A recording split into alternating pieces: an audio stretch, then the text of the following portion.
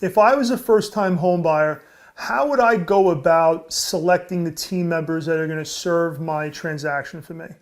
Okay, such as real estate agent, lender, attorney, to name the top three. And over the years, I've come up with a system that I feel is the most pragmatic, systematic approach to selecting the right team members. The first thing is, who are you talking to first?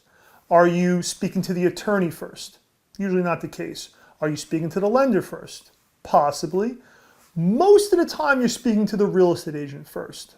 What I've noticed, the majority of people will look at the home, inquire about the home, or inquire to a realtor first, and then that realtor will then refer the first-time home buyer prospect to their lender.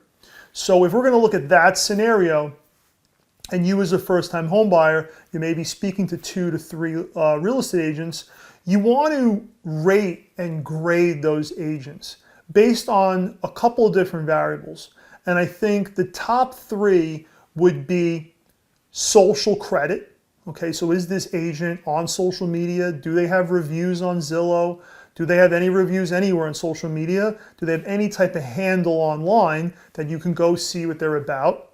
And that will get a grade of, say, D to A, okay, A, B, C, D. The other aspect will be, how do they present to you? Okay, are they more charismatic and energy driven, or are they more informative, knowledge-based driven, right? And depending on how you want to grade that, you can give that a grade of A to D, okay? And then the third type would be connection, right? How do you feel about this person? Do you feel this is the type of person that you want to see, you know, every week at an open house? Do you want to drive around with this person in your, you know, in your car? Do you have that type of connection with them? And I think like doing those three different types of grading at those 3 areas can kind of give you an idea, after you speak to maybe 2 or 3 agents, who's the right agent for you. Now, when it comes to being introduced to the lender, it's a little bit of the same thing, right? It's going to be, you know, who is this lender? Okay.